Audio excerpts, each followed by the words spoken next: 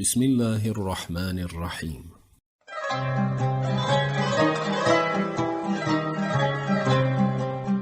حدیثی رحمت.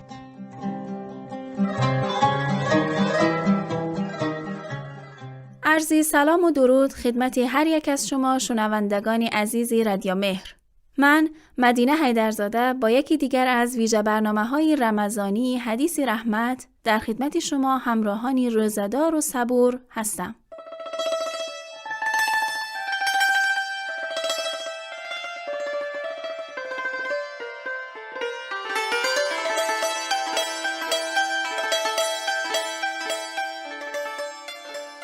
امیدوارم همه ما و شما در این ماه شریف از باران رحمت الهی بهره برداریم و مبادا که ماه تمام شود و ما در حسرت این لحظات عزیز بمانیم.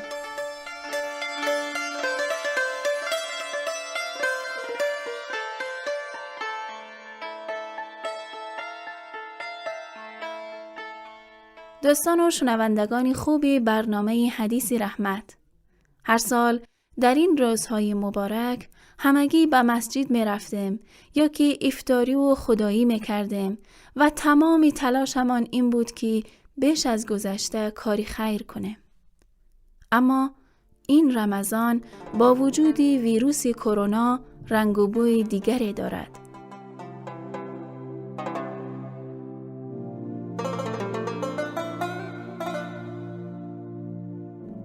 به قول یکی از بزرگان این اتفاق امتحان الهی است. پس شاید کاری خیر در این رمضان کمک رسانی و دستگیری یکدیگر باشد.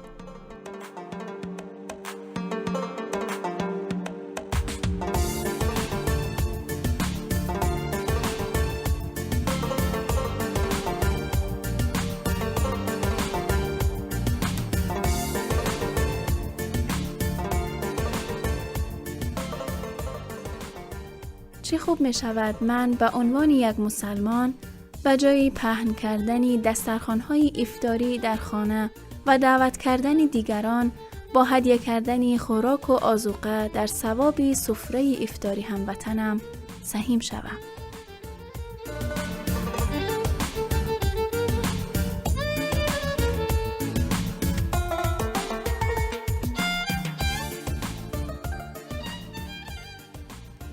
چه خوب می شود که من به عنوان دکتر یا پرستار کسی را از مرگ نجات دهم.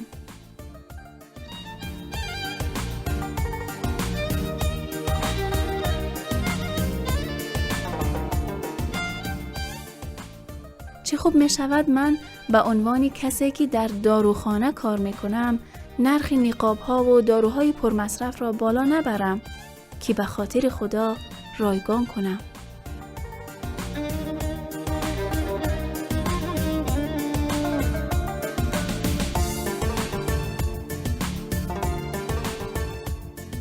چه خوب می شود من به عنوان یک شهروندی نمونه در این روزهای ویروسی کمتر از خانه بیرون آیم و در از بین بردن این ویروس نقش داشته باشم به امید داشتن تاجیکستانی آباد.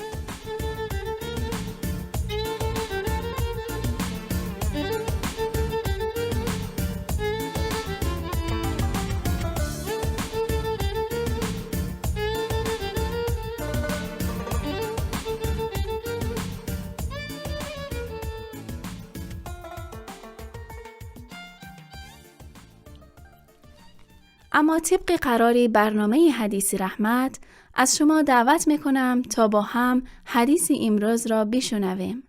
با ما همراه باشید.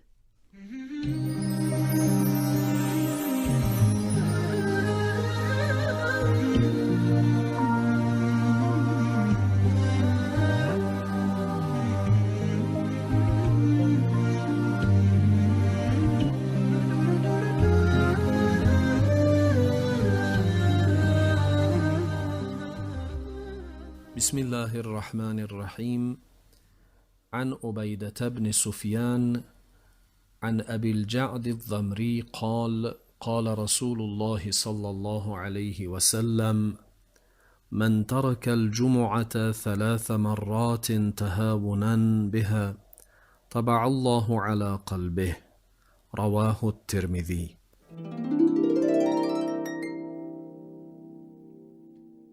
امام ترمذی روایت بسیار جالبی را در سنن خویش از محمد ابن عمرو که او از ابوالجعد ضمری رضی الله عنه روایت نموده است که رسول خدا صلی الله علیه و آله و سلم فرمودند: کسی که 3 بار نماز جمعه را به خاطر سبوک و کم ارزش شمردن آن ترک نماید، خداوند بر قلب او مهر خواهد زد. بنابر احادیث و اخبار وارده، نماز جمعه از اهمیت والایی برخوردار است و حضور مداوم و شرکت در نماز جمعه نیز با ارزش و مهم می باشد.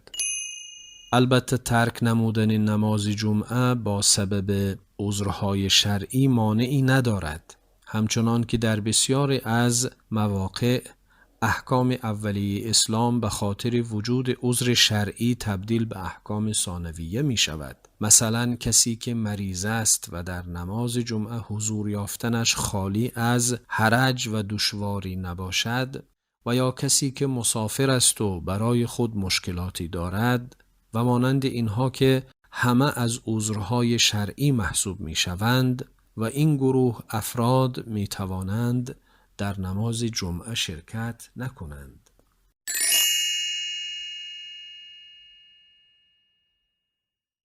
حدیث شریف مورد بحث ما ناظر و در ارتباط با کسانی است که بدون عذر شرعی در نماز جمعه شرکت نمی کنند و حتی این گناه را سبوک می شمارند. خداوند بر اساس رحمت واسعه خیش به بنده عاصیش حتما فرصت می دهد تا او خود را اصلاح کند. بنابراین در حدیث این معنی بیان شده است، چون عدد 3 را مورد توجه قرار داده است و گویای این مطلب است که خداوند رحمان و رحیم تا 3 بار پشت سر هم تکرار نمودن ترک نماز جمعه صبر می کند و تنها پس از آن بر قلب بنده گناهکار خود مهر می زند. مهر زدن خداوند بر قلب انسان چه معنا دارد؟ برای دریافت پاسخ این سوال باید به قرآن کریم مراجعه کرد. هذا القرآن يوحدنا لطريق الخير يوجهنا الله تعالى أنزله ورسول الله معلمنا. در قرآن کریم موارد از مهر زدن خداوند بر قلوب بندگان ناسپاس و معاند را می توان مشاهده کرد که با بررسی بعضی از آن موارد ماهیت مهر زدن خداوند را می توان تا حدودی درک نمود. در همه مواردی که قرآن از مهر زدن خداوند بر قلبها سخن گفته است، سبب و علت آن را نیز بیان کرده است. در آیات قرآنی از جمله آیه 7 سوره بقره، 155 سوره نساء، 35 سوره غافر و 23 سوره جاثیه به خاطر عملکرد نادرست انسان، همچون سرسختی و تعصب بر کفر و عناد، پیمان شکنی، کشتار انبیا و اولیای خدا، سخن دروغ، جدال بدون دلیل در مقابل آیات خداوند، تکبر، ظلم و ستم و پیروی از هوای سرکش نفسانی، از دست دادن حس تشخیص و از کار افتادن ابزار شناخت در آدمی رخ می دهد. یعنی در واقع انسان از قدرت تشخیص محروم می شود و از معرفت درست اشیاء و پدیده ها محروم می گردد و در نتیجه بر قلب او مهر زده می شود و در چنین انسان حق و باطل مشتبه می گردد و او نمی تواند حق و باطل را از هم جدا کند، سود و زیان واقعی را بفهمد. در واقع این حالت عکس العمل و بازتاب عمل خود انسان است، نه چیزی دیگر. طبیعتاً اگر انسان به کار خلاف و غلطی ادامه دهد، تدریجاً با آن کار انس می گیرد. نخست یک حالت است، بعداً یک عادت می شود و سپس مبدل به یک ملکه می گردد و جزء بافت جان انسان می شود و کارش به جایی می رسد که بازگشت ندارد. اگر می بینیم گویا عدم برگشت او به خدا نسبت داده شده است، به خاطر آن است که خداوند این خاصیت برگشتن را در این گونه اعمال از بین برده است. یعنی انسان دیگر با وجود این عملهای زشت و ناپسند نمیتواند به سوی خدا برگردد. عکس این مطلب نیز وجود دارد.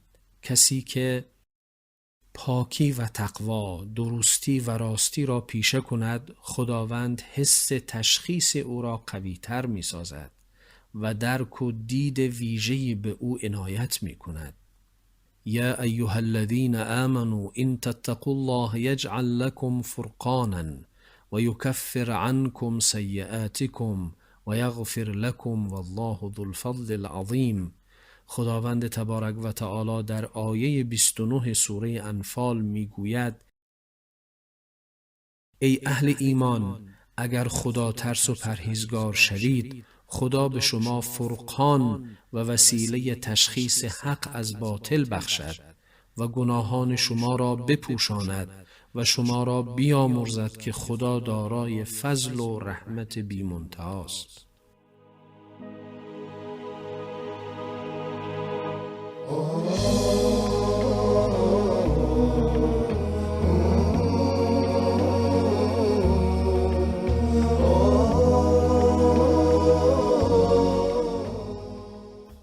در پایان می توان به این مطلب پی برد که کسی که 3 بار نماز جمعه را به خاطر سبک شمردن و استخفاف گناه آن ترک کند، این عمل او منجر به مهر خوردن قلبش از جانب خداوند می شود و بنابراین از این عمل نامطلوب هر مسلمانی جداً برحذر باشد و در نماز جمعه همواره شرکت نماید، به امید اینکه خداوند همه ما را از نمازگزاران واقعی و از کسانی که همواره در نماز جمعه شرکت می کنند قرار بدهد.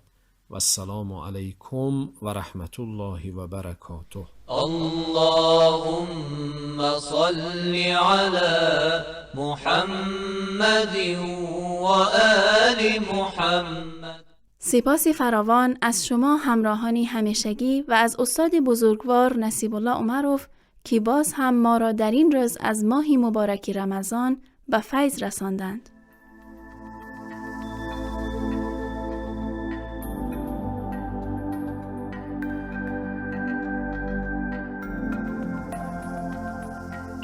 براستی که نماز بهترین وسیله ارتباط بنده با پروردگار است. پس هرگاه که توانستید این ارتباط عاشقانه را با خدای مهربان برقرار کنید، برای بازگشت سلامتی و آرامش به کشور عزیزمان تاجیکستان دعا کنید و التماس ما را در دعاهای خالصانه تان یاد کنید.